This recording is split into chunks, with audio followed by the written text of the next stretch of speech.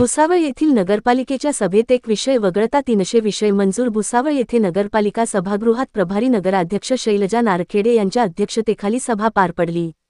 या सभेचे एकूण 300 विषयांना मंजुरी देण्यात आली आहे। त्यामध्ये वीज, पाणी, रस्ते, गटारी, सांडपाणी व्यवस्थापन, कचरा संकलन, पुतळ्याचे सुशोभीकरण करणे, उद्यान विकसित करणे याप्रमाणे विविध मंजुरी देण्यात आली आहे। यावेळी विरोधी पक्षातील अपक्ष नगरसेवक राज चौधरी यांच्या व्यतिरिक्त एकही नगरसेवक उपस्थित नव्हता। राज चौधरी यांचा एकही विषय अजेंड्यावर न घेतल्याने त्यांनी नाराजी व्यक्त केली आहे। सदर सभा अनधिकृत आहे का असा प्रश्न सुद्धा यावेळी सदस्यांनी विचारला असता नगराध्यक्षांना सभा घेण्याचा अधिकार असल्याचे घटनेची युवराज होणारे यांनी सांगितले। विविध विषयांना चर्चा होत असताना अधिकारी अभिजित भट यांनी उत्तरे दिली।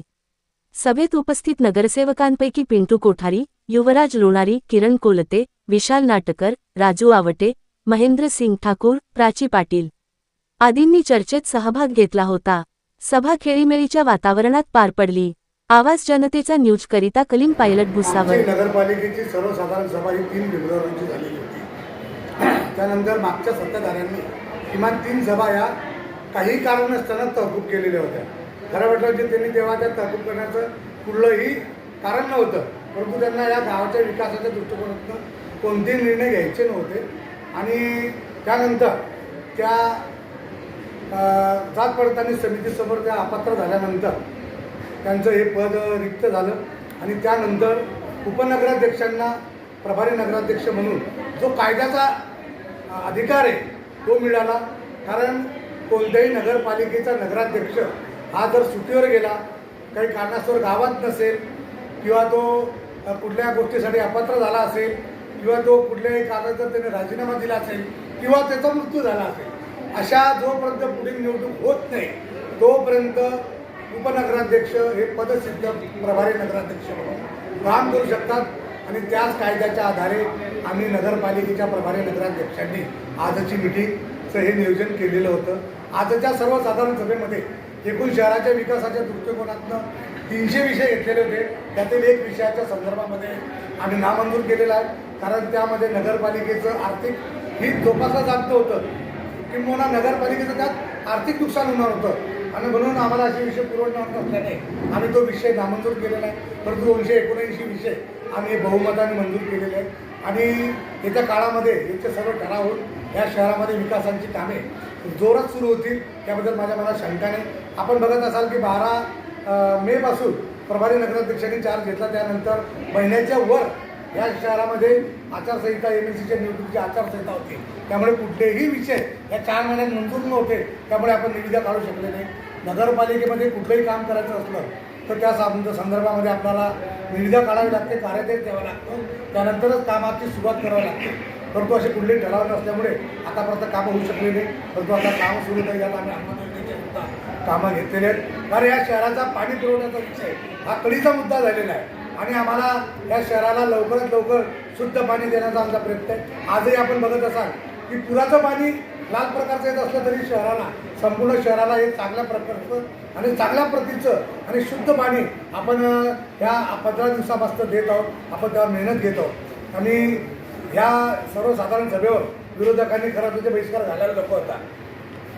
त्यांना जर तो अधिकार होता ते सभागृहात येऊन रितसर त्यांची तक्रार नोंदवू शकले असते, त्यांची म्हणणं किंवा त्यांच्या ज्या काही हरकती आहेत त्या ते नोंदवू शकले असते। परंतु त्यांनी असा कायद्याचा अभ्यास न करता केवळ ही सभा बेकायदेशीर आहे आणि आमचा बहिष्कार आहे अशी घोषणा केली। खरं ही घोषणा माजी आमदार संतोष भाऊ चौधरी यांनी केलेली होती।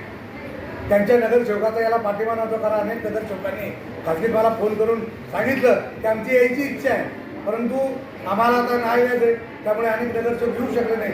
परंतु संतोष चौधरींनी की जे विधानमंडळाचे माजी सदस्य आहे, विधानमंडळाचा अर्थ असतो की त्या मंडळामध्ये या देशात महाराष्ट्र राज्याचे कायदे तयार होतात, अशा विधिमंडळाच्या माजी सदस्याने कोणताही अभ्यास न करता हे बेकायदेशीर आहे ते बेकायदेशीर आहे, 14 तारखेला येऊ 28 तारखेला देऊ असे तारीख देणं उचित नाही आहे, हे त्यांना शोभणार नाही आहे। त्यामुळे त्यांनी असे कुठल्याही प्रकारच्या उंदीरलांचे स्वप्ने बघू नयेत।